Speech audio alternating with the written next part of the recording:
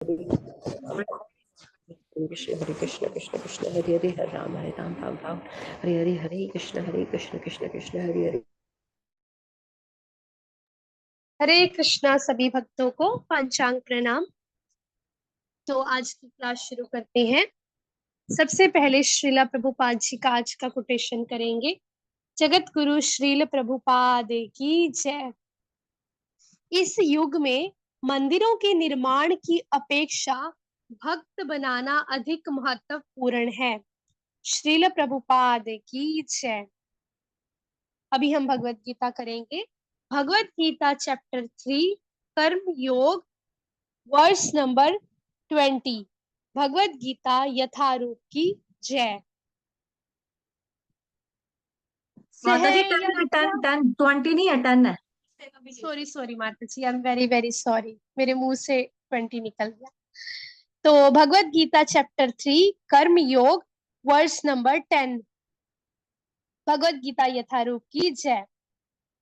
सह यज्ञ प्रजा सृष्ट्वा पुरोवाच प्रजापतिः अनेन प्रस्विष्य ध्वमेश वोसित वष्ट कामधुक।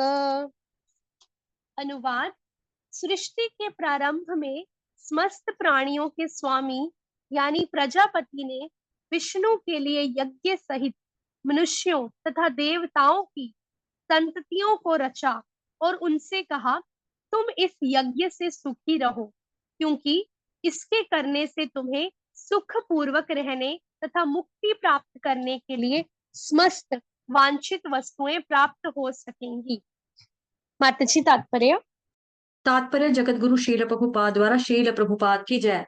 प्राणियों के स्वामी यानी कि विष्णु द्वारा भौतिक सृष्टि की रचना बद्ध जीवों के लिए भगवत धाम वापस जाने का सुअवसर है। इस सृष्टि के सारे जीव प्रकृति द्वारा बद्ध हैं, क्योंकि उन्होंने श्री भगवान विष्णु या श्री कृष्ण के साथ अपने संबंध को भुला दिया है।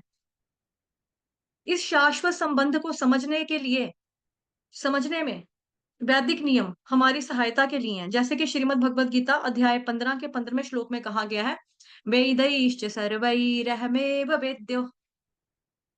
भगवान का कथन है कि वेदों का उद्देश्य मुझे समझना है। वैदिक स्तुतियों में कहा गया है, पतिम विश्वस्यात् मेश्वरम, अतः जीवों के स्वामी प्रजापति श्री भगवान विष्णु है। श्रीमद् भागवतम महापुराण में भी श्री शुकदेव गोस्वामी ने भगवान जी को अनेक रूपों में पति कहा है। रेफरेंस यहाँ पे है जी सेकंड कैंटो का 4th चैप्टर का श्लोक संख्या 20। प्रजापति तो भगवान विष्णु है और वे समस्त प्राणियों के पति, समस्त लोकों के सुंदरता के स्वामी यानी कि पति और हर एक के त्राता हैं। भगवान ने इस भौतिक जगत को इसलिए रचा कि भक्त जीव यह सीख सकें कि वे विष्णु को प्रसन्न करने के लिए किस प्रकार यज्ञ करें, जिससे वे इस जगत में चिंता रहित होकर सुखपूर्वक रह सके तथा इस भौतिक देह का अंत होने पर वो भगवत धाम को जा सके। भक्त जीव के लिए यही संपूर्ण कार्यक्रम है। यज्ञ करने से बद्ध जीव क्रमशः कृष्ण भावना भावित होते हैं और सभी प्रकार के देवतुल्य बनते हैं। तो जैसे यहाँ पे बताया ना कि शास्त्रों में जो बताया हमारे कि क्या बताया कि कृष्ण भगवान को सभी का पति बोला गया। तो जैसे कई बार होता है ना कि जैसे हम सोचते हैं कि ये तो पुरुष है, पुरुष का कोई पति कैसे हो सकता है, हम तो स्त्री हैं, चलो हम तो फिर भी बोल सकते हैं, लेकिन पुरुष का कैसे हो सकता है। लेकिन वो आरती में भी आता ना एक, तुम हो एक अगोचर सबके प्राणपति, आता ना। तो भगवान सबके प्राणपति हैं, सबके पति हैं। फिर आ गया जी कलयुग में वैदिक शास्त्रों ने संकीर्तन यज्ञ भगवान के नामों का कीर्तन का विधान किया है और इस दिव्य विधि के परिवर्तन चैतन्य महाप्रभु द्वारा इस युग के समस्त लोगों के उद्धार के लिए किया गया। संकीर्तन यज्ञ तथा कृष्ण भावनामृत में अच्छा तालमेल है। श्रीमद् भागवतम महापुराण स्कंद 11 अध्याय 5 श्लोक संख्या 32 में संकीर्तन यज्ञ के विशेष प्रसंग में भगवान कृष्ण का अपने भक्त रूप यानी कि चैतन्य महाप्रभु रूप में निम्न प्रकार से उल्लेख हुआ है। इस कलयुग में जो लोग पर्याप्त बुद्धिमान हैं, वे भगवान की उनके पार्षदों सहित संकीर्तन यज्ञ द्वारा पूजा करेंगे। वेदों में वर्णित अन्य यज्ञों को इस कली काल में कर पाना सहज नहीं, किंतु संकीर्तन यज्ञ सुगम है और सभी दृष्टि से अलौकिक है। जैसे कि श्रीमद् भगवद गीता के 9th अध्याय के 14वां श्लोक में भी संस्तुति की गई है। तो पढ़ते हैं इसको। पहले आ गया जी आपका अनुवाद। सृष्टि के प्रारंभ में समस्त प्राणियों के स्वामी प्रजापति ने विष्णु के लिए यज्ञ सहित मनुष्यों तथा देवताओं की संततियों को रचा और कहा, तुम इस यज्ञ से सुखी रहो, क्योंकि इसके करने से तुम्हें सुखपूर्वक रहने और मुक्ति प्राप्त करने के लिए समस्त वांछित वस्तुएं प्राप्त हो सकेंगी। अभी यहाँ पर भगवान बता रहे हैं कर्म योग, लेकिन ये जो है ये सकाम कर्म योग वाला कर्म योग है कि आपकी सब इच्छाएं प्राप्त हो जाएंगी। आप मतलब आपके ये सभी मनोकामना जो पूरी हो जाएंगी, सब आपकी जो इच्छाएं हैं वो आपको फुलफिल होंगी, डिजायर्स आपके, आपको मुक्ति तथा वांछित वस्तुएं प्राप्त होंगी। यहाँ पर ये बताया जा रहा है। रीजन बीइंग, भगवान बता रहे हैं यज्ञ तो करना जरूरी है, यानी कि फलों को अर्पित करना जरूरी है, क्योंकि भगवान ने बताया है कि अपने नियत कर्म क्यों करने पड़ते हैं, जीवन निर्वाह करने के लिए करने पड़ते हैं नियत कर्म, और जो जरूरतें हैं वो भी पूरी होंगी, अपने कर्म फलों को अर्पित करके पूरी होंगी। तो इससे पहले जो प्रजापति थे, जिनको पॉपुलेशन बढ़ाने की जिम्मेदारी दी गई थी, अब पॉपुलेशन बढ़ेगी, बहुत सारे रिसोर्सेस संसाधन भी चाहिए, है ना। उन्होंने उन्होंने भी ये कार्य किया हुआ है। जैसे कि देखो, अनुवाद दोबारा पढ़ो। सृष्टि के प्रारंभ में समस्त प्राणियों के स्वामी यानी कि प्रजापति ने विष्णु के लिए यज्ञ सहित मनुष्यों तथा देवताओं की संततियों को रचा और उनसे कहा, तुम इस यज्ञ से सुखी रहो, क्योंकि इसके करने से तुम्हें सुखपूर्वक रहने तथा मुक्ति प्राप्त करने के लिए समस्त वांछित वस्तुएं प्राप्त हो सकेंगी। तो उन्होंने भी ऐसा किया था और फिर सबको बताया कि आप लोग भी करना, आपका भी भला हो जाएगा, आपकी भी सारी इच्छाएं पूरी होंगी अगर आप यज्ञ करेंगे तो। श्रीला प्रभुपाद जी इस तात्पर्य में जो हाईलाइट करते हैं वो क्या बताया उन्हें, हरि नाम संकीर्तन यज्ञ है, ठीक है, जिसको भी हमने जस्ट पढ़ा ना एंड में कि कलयुग में चैतन्य महाप्रभु आते हैं, देखो पहले ही हाईलाइट करके रखा है यहाँ पे। कलयुग में वैदिक शास्त्रों ने संकीर्तन यज्ञ, भगवान के नामों का कीर्तन का विधान किया है। इस दिव्य विधि का परिवर्तन चैतन्य महाप्रभु द्वारा इस युग के समस्त लोगों का उद्धार करने के लिए किया गया। हरेर नाम हरेर नाम हरेर नाम केवलम कलो नास्त्यैव नास्त्यैव नास्त्यैव गतिर्न्यथा। तो प्रभुपाद जी ने तात्पर्य में हाईलाइट किया, हरि नाम संकीर्तन यज्ञ जो है, भगवान के नाम का जो कीर्तन है, वही बेसिकली यज्ञ है। तो सारी आवश्यकताओं को पूरा करने में सक्षम है।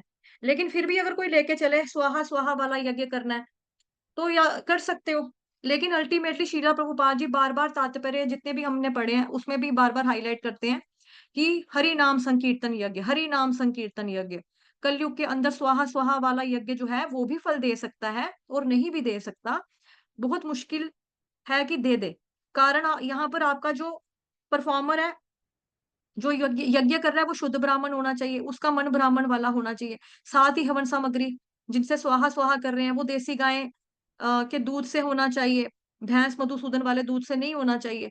तो शुद्ध इंग्रेडिएंट्स कहाँ से आएंगे, जैसे कि जो हम हवन सामग्री जैसे ज्यों वगैरह भी डालते हैं ना, ज्यों ज्यों ही बोलते हैं ना मम्मा उसको, जो हवन में डालते हैं, ज्यों डालते हैं, कुछ तरह के पत्ते होते हैं, लकड़ी होती है। तो जैसे अब लकड़ियां भी हैं, ये भी नेचर है, ठीक है, लेकिन अब सोचो देखो कि जो आजकल के किसान होते हैं वो दवाइयां नहीं डालते हैं, इनके अंदर केमिकल डालते हैं, पेड़ों के अंदर पौधों के अंदर, उनको कीड़ों से बचाने के लिए कितनी तरह की चीजों का इस्तेमाल करते हैं, तो वो शुद्ध और पवित्र कहाँ रह गया फिर वो हवन। उस तरह से देखा जाए, दूध जो है कहाँ प्योर रह गया। पहले पहले जो गायें थी वो बहुत अच्छी गायें होती थी, मतलब कि लोग होते थे गाय की सेवा के माध्यम से गाय को पालते थे। आजकल उनका काम होता है कि जाओ खोल देते हैं, जहां जाके जो खाना खाओ, शाम को आना, हम तुम्हारा दूध निकालेंगे और बेच देंगे, उस तरह से करते हैं। तो गायें जो है बेचारी, आपने देखा होगा कई बारी मैंने खुद देखा, आपने भी देखा होगा, कूड़े के ऊपर बेचारी मुंह मारती है। कूड़ा उसको उसको पेट भरना है, उसको नहीं मिल रहा खाना प्रॉपर, नहीं उसको दिया जा रहा, तो वो कूड़ा ही खाएगी, बीमार हो जाती हैं। कितनी बार गाय के पेट के ऑपरेशन करते हैं ना, एक एक गाय के पेट से ना 15-15 16-16 किलो ये जो निकलता है आपका, प्लास्टिक की थैलियों के जो बैग्स होते हैं ना, प्लास्टिक जो लिफाफे जिसको बोलते हैं हम, लिफाफे निकले उनके। सोचो, प्लास्टिक खा के उसको कितनी तकलीफ होती होगी, लोग खाना ही नहीं देते हैं, गौ-ग्रास ही नहीं निकालते हैं। तो जो लोग पालने वाले हैं वो भी बस उसी मकसद से पालते हैं कि हमें पैसा चाहिए, तो पवित्रता, शुद्धता कहाँ पे है? नहीं है ना। तो सफलता नहीं मिल पाएगी। हरि नाम संकीर्तन यज्ञ जो है ये सारी अपूर्णताओं को दूर करने वाला है और ये अपने आप में पूरा है। तो जैसा कि कल भी आपको बताया था अ,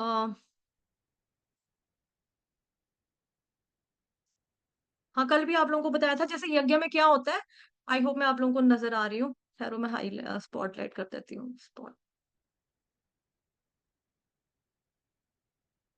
जैसे कि कल भी आप लोगों को बताया था कि यज्ञ में क्या होता है, स्वाहा एक होता है कड़छल जिसे हम डालते हैं, चम्मच होता है ना वुडन स्पून, स्वाहा स्वाहा करते हैं। एक होती है हवन सामग्री जिसको उठाकर डालते हैं, स्वाहा स्वाहा यूं करके डालते हैं। तीसरी चीज आपकी होती है हवन का कुंड जिसके अंदर हम डालते हैं। तो हरे कृष्ण महामंत्र क्या है, सामग्री। जीभ जो है ये हमारी क्या है, बेसिकली एक तरह का आपका कड़छल का काम करिए जिसे हम डाल रहे हैं, और ये कहाँ जा रहा है, कान में जा रहा है। तो कान को क्या बोला गया, यज्ञ रूपी कुंड कहा गया, तभी करके हरे कृष्ण संकीर्तन यज्ञ बोला जाता है। संकीर्तन यज्ञ, मुंह से बोला कान से सुना। प्रभुपाद जी भी क्या कहते हैं, मुंह से बोलो कान से सुनो, दिमाग का कोई रोल नहीं है। तो उस वे में, ठीक है, तो ये क्या चीज है आपकी, ये है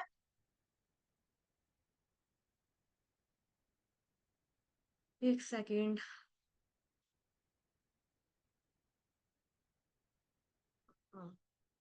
संकीर्तन यज्ञ के बारे में, ठीक है, हरे कृष्ण महाकीर्तन जो है संकीर्तन यज्ञ, वो इस तरह से बोला जाता है कि मतलब मुंह से बोलो कान से सुनो। तो ये यज्ञ है एक तरह का। हरेर नाम हरेर नाम केवलम कलो नास्त्याव नास्त्याव नास्त्याव गतिन यथा। तो कलयुग में इसके अलावा और कोई उपाय नहीं है, नहीं है, नहीं है, नहीं है, नहीं है। क्योंकि देखो श्लोक में क्या है, तीन तीन बार बताया है, हरेर नाम हरेर नाम हरेर नाम, हरि का नाम हरि का नाम हरि का नाम, एव केवलम सिर्फ हरि का नाम, कलो नास्त्यव नास्त्यव नास्त्यव, ये भी तीन बार है। कलयुग में और कोई इसके अलावा उपाय नहीं है, नहीं है, नहीं है। अब तीन तीन बारी बोलने का मतलब यही है कि हम कलयुग के प्राणियों को एक बारी में बात समझ में नहीं आती है, तभी करके बताया जाता है कि फोकस हमारा ध्यान रहे, कि भाई बार बार बताया जाता है हमको कि नहीं, कलयुग में और कोई उपाय नहीं है, नहीं है, नहीं है। तो बाकी तरह के यज्ञ हम करें ना करें, ब्राह्मण जो है आजकल के, वो लोग भी आपको पता है कि शुद्ध ब्राह्मण नहीं है, मीट अंडा खाने वाले हैं, लहसुन प्याज खाने वाले हैं, शराबे पीने वाले हैं, उनके अंदर वो गुण नहीं है, क्वालिटीज नहीं है। ब्राह्मण जो है वो आ जाएगा कोई, हाँ ठीक है, पैसे के भाव के लिए, पहली चीजें में ऐसा नहीं था, हवन सामग्री का पहले ही बता दिया, दूषित आ रही है, उसको ऑलरेडी पेड़ों पौधों को हमारे टीके लगे हुए हैं, इंजेक्शन लगा लगा के पकाया हुआ है, फ्रूट्स जो हम खा रहे हैं, सब्जियां जो हम खा रहे हैं, लकड़ी जो हम डालेंगे उसको इंजेक्शन लगे होंगे, है ना जी।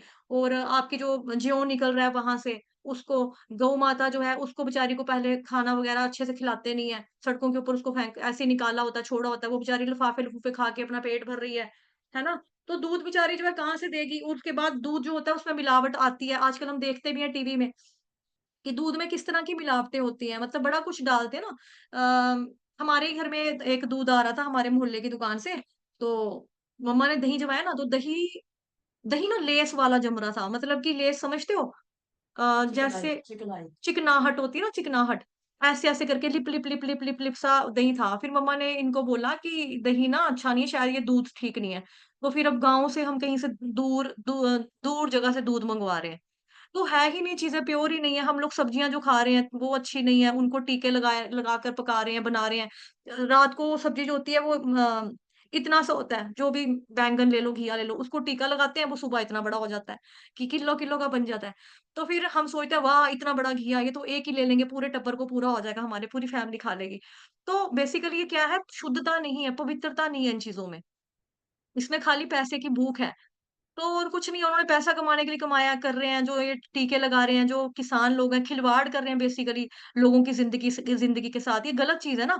तो ऐसे में हम सोचे कि हम स्वाहा स्वाहा स्वाहा वाला यज्ञ करेंगे तो वो हमें फल देगा, तो कहाँ से देगा, क्योंकि कुछ भी कलयुग में शुद्ध नहीं है। तो कलयुग में प्रभुपाद जी ने और चैतन्य महाप्रभु जब आते हैं, जैसा कि हमने शाम को भी चर्चा की थी कि कलयुग में आत्म साक्षात्कार का प्रोसेस जो है, चैतन्य महाप्रभु जो गोल्डन कलर के कंप्लेक्शन जिनकी बॉडी का रंग है, वो आकर क्या बताकर जाते हैं, हरे कृष्ण महामंत्र जपो, ठीक है, यही बता कर गए हैं। और साथ ही में जो द्वापर युग का प्रोसेस है, हम लोग लकी है कि हम लोग वो भी फॉलो कर रहे हैं। उसमें कृष्ण भगवान जी ने क्या बताया कि आप लोग भाई डिटी वर्शिप करो, भगवान जी के अर्च विग्रह की सेवा करो। तो हम उस वे में देखा जाए तो हम लोग खुशकिस्मत है कि हम लोग दोनों चीजों का इस्तेमाल कर रहे हैं। हम लोग डिटी वर्शिप भी कर रहे हैं, साथ ही हम लोग हरे कृष्ण महामंत्र का जप भी कर रहे हैं। तो जो भक्त है भक्ति योग को प्रोसेस को फॉलो करें, जो भक्ति योगी लोग हैं, उनको किसी अन्य योगियों की तरह, जैसे यहाँ पे कर्म योग, सकाम कर्म योग की बात हो रही है, ये करेंगे तो ये वाला यज्ञ होगा, जैसा कि राजा ने ऊपर बोला कि भाई मैंने ये किया है, तुम भी ये करो, तो इससे आपको फल मिलेंगे, फल प्राप्त होंगे। मिल भी सकते हैं, नहीं भी मिल सकते हैं, ठीक है। मंत्रों का उच्चारण आजकल कौन है जिसको संस्कृत आती है? नहीं आती ना प्रॉपर। और वेदों के जो मंत्रास हैं उनका तो देखो ऐसा होता है ना कि मतलब आपकी त्रुटि बिल्कुल भी नहीं होनी चाहिए। आपने थोड़ा-सा भी त्रुटि की, मतलब जैसे नज़र हटी दुर्घटना घटी, कहते हैं ना दूध के मामले में, कि गैस के ऊपर दूध रखा हुआ है, इधर-उधर गए ना ज़रा-सा भी तो दूध उबल के आ जाएगा। पास खड़े रहोगे तो दूध को कुछ नहीं होगा। तो ऐसे ही जो वेदों के मंत्र होते हैं उसमें हमने क्या पढ़ा था कि अलंकारिक भाषा है इनकी।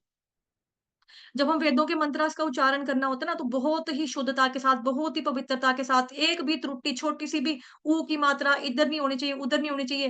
अंग है तो अंग पढ़ना है, म है तो म पढ़ना है, हलंत है तो हलंत पढ़ना है, पूरा है तो पूरा पढ़ना है। लेकिन श्रीमद् भागवतम महापुराण और भगवद गीता में ऐसा नहीं है। यहाँ पे अगर आप श्लोक पढ़ते हो, चैतन्य महाप्रभु जो हैं, श्रीला प्रभुपाद जी जो हैं, मतलब जो हमारा संप्रदाय है इस्कॉन का, वो हमें अलो करता है कि आपको नहीं भी आता है, आप गलत भी पढ़ो, त्रुटिपूर्ण भी आपने पढ़ लिया तो कोई बात नहीं, आपको फल मिलेगा, इट्स ओके। लेकिन जो वेदों के मंत्र है ना, ये उल्टे पड़ जाते हैं, इनको आप त्रुटिपूर्ण ढंग से पढ़ ही नहीं सकते। जब युधिष्ठिर महाराज अपना यज्ञ करवा रहे थे ना, उन्होंने जब यज्ञ अनुष्ठान करवाए थे, तो बकायदा कुछ भक्तों की ड्यूटी लगा के रखी थी कि देखना कि ये मंत्रों का उच्चारण जो ये ब्राह्मण करे ना, इनका एक्यूरेसी होनी चाहिए 100%। ये ना हो कि गलत करें तो हमारे ऊपर ही मंत्र पुट्ठे पड़ जाएँ इनके। तो वेदों को आप कुछ भी नहीं कर सकते इस तरह से। वेदों में जो चीज़ें हैं ना, वो प्रॉपर गाए, मतलब कि उसको गाना चाहिए, एक लयबद्ध तरीके से उसको गाना चाहिए, उच्चारण एकदम स्पष्ट, एक्यूरेसी के साथ होना चाहिए। अगर उच्चारण शुद्ध नहीं ना है, तो फिर आपको वो फल भी नहीं मिलने वाला। और जो स्वाहा स्वाहा करवाने वाले जो आपके हैं, है ना? यानी कि जो पुजारी कह लो आप, या जो हवन करवाने वाले हैं, और जो यजमान है, उसका भाव भी वैसा होना चाहिए। अब यजमानों का भाव भी कैसा होता है आजकल के ज़माने, कैसा होता है? या हेलो, यहाँ बैठे हैं ऐसे-ऐसे करके चुन्नी-शुन्नी लेकर ऐसे स्वाहा, स्वाहा, हेलो, हाँ, माल पहुँचा नहीं पहुँचा? अभी तक नहीं पहुँचा? ओ फटाफट दे उसको, पैसे दे, पेमेंट कर, चल मैं हवन च बैठना है, पूजा रख, रख, रख, रख, फटा रख। स्वाहा, हाँ पंडित जी, हाँ, अच्छा, अच्छा, ध्यान लगाइए कुलदेव, हमारे क्या नाम है गोत्र का? गोत्र का नाम क्या है? अच्छा, चलो वो भी नहीं पता। अच्छा ठीक है। स्वाहा, स्वाहा थोड़ा-सा हो गया। अच्छा, पापा जी हमारे परदादे का नाम क्या था? पूछे कर देना पंडित जी, हम मेरे को नहीं पता, परदादे का नाम नहीं पता। ऐसी चीज़ें करते-करते यज्ञ करते हैं, हवन कर रहे हैं। सोचो वो चीज़ें कितनी ही शुद्ध होंगी, कितनी ही सही होंगी। नहीं है ना? तो ये चीज़ें होता है ये। तभी करके कलयुग में क्या बताया, हरेर नाम, हरेर नाम, हरेर नाम केवलम कलो नास्त्यव, नास्त्यव, नास्त्यव गतिर्न्यथा। हरे कृष्ण माता जी आप करो, मेरी दूसरी सेवा भी है। तो अब आप ना वाइंड अप खुद ही कर देना। जी माता जी, हरे कृष्णा। तो हरे कृष्णा सभी डिवोटीज को, ये माता जी ने एक्सप्लेन किया है अच्छे से, फिर भी थोड़ा सा और मैं ऐड कर देती हूँ। तो आप देखोगे आज का जो वर्ष है वो भी हर तरह की तरह बहुत इम्पोर्टेंट है। तो इसमें क्या लिखा है, सृष्टि के प्रारंभ में, मतलब जब सृष्टि का प्रारंभ हुआ, शुरू हुआ है ना, तो सभी जितनी भी प्राणी हैं उनके स्वामी प्रजापति, मतलब उन्होंने क्या किया, विष्णु के लिए यज्ञ किया, ठीक है। और क्या कहा कि यज्ञ से सुखी रहो, और तुम्हें क्या होगा, मुक्ति प्राप्त करने के लिए तुम्हें बहुत सारी वस्तुएं जो है, जरूरी वस्तुएं जो प्राप्त हो सकेंगी। तो अभी आप देखोगे ये जो हम संसार में आए हैं, तो हम क्यों आए हैं ना, पहले हम इस पे थोड़ा सा देखते हैं। तो ये जो संसार है, ये जो सृष्टि है, सृष्टि की रचना भगवान ने क्यों की है? क्योंकि हम जैसे जो बद्ध जीव है ना, हम जैसे जो बद्ध जीव, जो इतने करोड़ों जन्मों से, पता नहीं कितने ही जन्मों से हम भटक रहे हैं ना, कभी कीड़ा मकोड़ा बन के तड़प रहे हैं नालियों में, गटरों में, कभी पेड़ बन के तड़प रहे हैं, गर्मी सर्दी, अंधेरी, क्या बोलते हैं उसको, बारिश, उसकी मार झेल रहे हैं ना। हमें पता भी नहीं होगा कितना हमें दुख तड़पे होंगे ना, हम भूल जाते हैं ना ये चीज। और कभी हम क्या कर रहे हैं, कभी हम बिल्ली बन के, कभी हम चूहा बन के बिल्ली की अटैक में आ जाते हैं, मतलब इतने सारे करोड़ों जन्मों से हम जो है कष्ट दुख जो है भोगते आ रहे हैं। कभी हम असुर भी बने होंगे ना, हो सकता है, और कभी मनुष्य भी रहे होंगे। तो उसमें भी हमने कितने दुख कष्ट झेले, और अभी भी है, अभी भी हम क्या कर रहे हैं, दुख कष्ट झेल रहे हैं ना। मतलब जो तीन प्रकार के ताप हैं जो हमें परेशान करते हैं ना, मन से होने वाले दुख, कभी कभी हमारा मन हमें बहुत परेशान करता है, दुख देता है, कभी कभी कैसे कैसे थॉट्स आते हैं ना मन में। कभी किसी ने हमारे साथ गलत किया होता है, या किसी ने हमें कुछ सुनाया होता है, गलत कटु वचन बोले होते हैं, रूड बोला होता है, तो वो चीजें हमारे मन में आती हैं, कभी कभी चैंट करते हुए भी आती है ना। तो मन, दूसरों ने हम हमारे साथ क्या किया, हमने दूसरों को कैसे दुख दिया, हमने दूसरों का कैसे दिल दुखाया, वो भी हमारे मन में आता है ना। उससे हम दुखी होते हैं। फिर कभी मच्छर काट लेता है, कभी चींटी काट लेती है, कभी डॉगी काट लेता है, किसी को बाइट कर लेता है ना। कभी क्या होता है, कभी बारिश की वजह से परेशान होते हैं, कभी कोई किसी को मारता है उसकी वजह से परेशान होते हैं। तो अभी देखो अभी क्या हो रहा है, अभी बांग्लादेश में जो आप सबने सुना है क्या हो रहा है ना, उसकी वजह से कितने सारे हिंदू डिवोटीज जो हैं, भक्त हैं, जो उनके ऊपर अटैक हो रहे हैं, वो परेशान हो रहे हैं।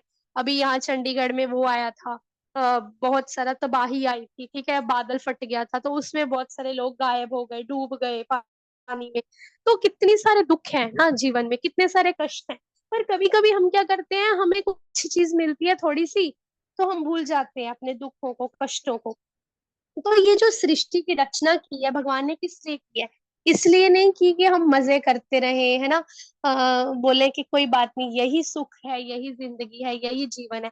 ये सृष्टि की जो रचना भगवान ने की है, वो हम जैसे बद्ध जीवों को मौका मिला है ना, सुअवसर प्रदान किया है मनुष्यों को, कि हम यहाँ पे अपना इम्प्रूवमेंट करें। मतलब सुधार गृह होता है ना, जैसे जैसे कोई क्राइम करता है तो उसकी एज छोटी होती है, तो उसको कहाँ भेजा जाता है, सुधार गृह में। किसी को जेल में बेचा जाता है, भेजा जाता है, ताकि वो सुधर के जाए, इम्प्रूव होके बाहर निकले, है ना। तो भगवान ने हमें यहाँ सृष्टि में अपना सुधार करने के लिए भेजा है, ताकि हम ज्यादा से ज्यादा अपना सुधार करें, इम्प्रूव करें। इम्प्रूव कैसे करें? अपनी रियल स्थिति जान के, कि हमारा कृष्ण के साथ क्या संबंध है। मतलब अपने, हमें अपने रिलेशन को कृष्ण के साथ रिवाइव करना है। तो जब भी हमें पता चल जाएगा कि हमारा कृष्ण के साथ क्या संबंध है, वो किसने बताया है? वो शास्त्रों में भगवान ने बताया है ना। शास्त्रों में कृष्ण भगवान कहते हैं कि आता भी है ना, उसके ऊपर वर्ष के ऊपर लिखा होता है, श्री भगवान उवाच, भगवान कहते हैं ना। तो मतलब भगवान भगवान कृष्ण कौन है? साक्षात कृष्ण कौन है? साक्षात भगवान है। तो हम कौन है? हम हैं कृष्ण के दास। जीवेर स्वरूप है कृष्णेर नित्य दास। हमारी स्थिति क्या है? हम कृष्ण के दास हैं। तो हमें अपना संबंध समझना होगा, कि हमें इस दुख भरे, इस कष्ट भरे संसार से बाहर निकलना है। वो कैसे निकलेंगे? हम कृष्ण की भक्ति करके, कृष्ण को खुश करके, कृष्ण के भक्तों की सेवा करके, है ना। और ऐसे जब हम करेंगे, तो हमें क्या करेंगे, हमें बाकी चीजों की जरूरत ही नहीं पड़ेगी, है ना। जो मतलब पहले के टाइम में यज्ञ जो होते थे, उनकी चीज जरूरत नहीं पड़ेगी, क्योंकि अभी जो है चैतन्य महाप्रभु ने क्या बोला है, कौन सा यज्ञ काफी है इस संसार में? कोई बताएंगे हैंड रेस करके? कौन सा यज्ञ काफी है कलयुग में? महामंत्री। यस। नाम हाँ यज्ञ। महामंत्री। संकीर्तन यज्ञ। संकीर्तन यज्ञ, हरि बोल। यस, संकीर्तन यज्ञ, है ना। तो यहाँ पे क्या लिखा है? संकीर्तन यज्ञ पर्याप्त है, मतलब काफी है। यहाँ पे अगर हम यज्ञ करने बैठे, तो मतलब एक तरह से हम दुखी होते हैं कभी कभी, कि देखो हमें कलयुग में भेज दिया। पहले के टाइम में कितना अच्छा होता था ना, सब सतयुग में रहते थे, द्वापर में रहते थे। बट हमें इतना भी दुखी नहीं होना चाहिए, क्योंकि कलयुग में भगवान ने हमें कितना अच्छा अवसर प्रदान किया है ना। साक्षात चैतन्य महाप्रभु, है ना, कृष्ण भगवान आए हैं, और उन्होंने हमारे लिए कितना इजी, कितना सुगम रास्ता बता दिया है। हमें इतने बड़े बड़े यज्ञ करने की जरूरत ही नहीं। पहले के टाइम में क्या होते, 100 यज्ञ पूरे करने पड़ते थे, है ना। इवन के छोटी से छोटी चीज प्राप्त करने के लिए, स्वर्ग की प्राप्ति के लिए भी उनको बड़े बड़े यज्ञ करने पड़ते थे। लेकिन हमें तो स्वर्ग चाहिए नहीं, हमें कौन चाहिए? हमें कृष्ण चाहिए। हमें कृष्ण की सेवा करनी है ना। तो हमारे लिए भगवान ने कितना इजी कर दिया है। हमें क्या करना है? केवल क्या करना है? हरे कृष्ण कृष्ण कृष्ण हरे हरे, हरे राम राम राम हरे हरे। संकीर्तन यज्ञ करना है। संकीर्तन यज्ञ मीन्स संग में कीर्तन, जैसे आप सभी अभी कर रहे हो, है ना। सुबह चैंटिंग सेशन में आते हो, तो आप सब मिलके जो चैंटिंग करते हो, उसी को बोला जाता है संकीर्तन। मतलब संग में कीर्तन, भगवान का कीर्तन, भगवान के नामों का जप। तो ये चीज आप अपने घर वालों के साथ भी करो। तो यहाँ पे यही बताया गया है कि पहले सृष्टि के प्रारंभ में यज्ञ हुआ होता था, लेकिन जैसे कि माता जी ने बोला कि यज्ञ के लिए आजकल के टाइम में कुछ भी अवेलेबल नहीं है, ना ही किसी को प्रॉपर संस्कृत आती है, ठीक है। प्रभुपाद जी ने इसलिए हमारे ट्रांसलेट किया है ना भगवत गीता, ना ही, क्योंकि यज्ञ के लिए क्या होता था, एक्यूरेट टाइम होना चाहिए था, मतलब इतने टाइम से लेके इतने टाइम के बीच में यज्ञ, और दिशा डायरेक्शन भी होनी चाहिए थी, ईस्ट में करना है, वेस्ट में करना है, नॉर्थ में करना है कि साउथ में करना है, ये भी देखा जाता था। और कोई भी मंत्र अगर मुंह से गलत निकल गया जैसे, तो क्या होता था, कोई भी मंत्र अगर मुंह से गलत निकल गया तो उसका अपराध लग जाता था, मतलब यज्ञ फेल हो जाता था। और देसी घी होना चाहिए था, प्योर देसी घी, ठीक है। प्योर देसी घी मतलब जिसमें गौ माता को कष्ट ना हुआ हो, जिसमें गौ माता बहुत ज्यादा हैप्पी हो, जिसमें हैप्पी हैप्पी गौ माता ने दूध निकाला हो, मतलब खुशी से दूध निकाला हो, है ना, उस दूध से बना हुआ घी, उससे यज्ञ किया जाता था, ठीक है। आजकल के टाइम में गौओं को कितना कष्ट हो रहा है ना, अगर गौएं कहीं पे कहीं पे गौ माता को घास मिल भी रहा है तो भी गौ माता इतनी खुश नहीं है, क्योंकि वहां पे जो लोग रहते हैं उनको पालते हैं, कुछ कुछ लोग उनको सताते भी हैं ना, इधर चलो उधर चलो, पूरा दूध नहीं पिलाते बछड़ों को, है ना। तो बहुत सारी चीजें होती है, तो आज के टाइम में हम यज्ञ कर ही नहीं सकते, नॉट पॉसिबल। और पैसा भी तो कितना चाहिए ना, यज्ञ में दान भी करना पड़ता है, इतना कुछ पैसा दान करना पड़ता है, सोना दान करना पड़ता है पंडितों को, वो भी हम नहीं कर सकते। तो भगवान कृष्ण ने, भगवान चैतन्य महाप्रभु कितने दयालु हैं, कितने मर्सीफुल हैं। तो भगवान चैतन्य महाप्रभु इतने दयालु हैं कि उन्होंने हमारे लिए कितना इजी कर दिया है कि हमें संग कीर्तन यज्ञ करना है, मतलब भगवान कृष्ण के नामों का जप करके ही हमारा उद्धार हो जाएगा, और क्या हो जाएगा, हम भगवान के धाम को चले जाएंगे। तो ये अभी से अगर हम सीरियस नहीं है तो हमें क्या करना है, अभी से सीरियस हो जाना है, बहुत सीरियस हो जाना है, किसमें, कृष्ण नाम के जप में। अच्छा, मैंने कल एक लेक्चर सुना था, मैं आपको बताती हूँ, उसमें बता रहे थे कि 99% भक्ति जो है वो हमारे जप के ऊपर डिपेंडेंट होती है। मतलब अगर हमारी चैंटिंग अच्छे से कर रहे हैं ना, मतलब अगर हम हरे कृष्ण कृष्ण कृष्ण हरे हरे हरे राम राम राम ऐसे कर रहे हैं ना, और हमें पता भी नहीं चल रहा हम क्या बोल रहे हैं, कृष्ण ही नहीं सुन रहा, हमें राम ही नहीं सुन रहा, तो फिर कोई फायदा नहीं है, ठीक है। अगर हम थोड़ा सा फास्ट भी कर रहे हैं, हरे कृष्ण कृष्ण कृष्ण हरे हरे हरे राम राम राम हरे हरे, लेकिन हमें एक एक वर्ड क्लियरली सुन रहा है, कृष्ण का नाम राम का नाम सुन रहा है, कानों में पड़ रहा है, तो दैट मीन्स हमारी चैंटिंग अच्छी हो रही है।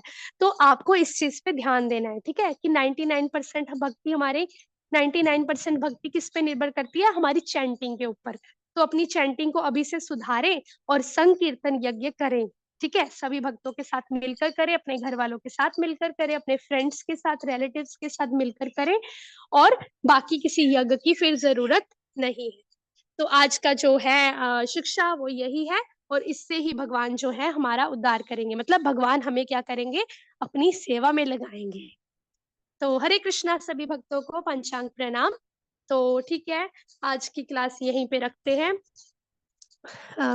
वाञ्छाकल्पतरुभ्यश्च कृपा सिन्धुभ्य एव च पतितानां पावनेभ्यो वैष्णवेभ्यो नमो नमः। अनंत कोटि वैष्णव वृंद की जय, श्रील प्रभुपाद की जय। हरे कृष्णा सभी को।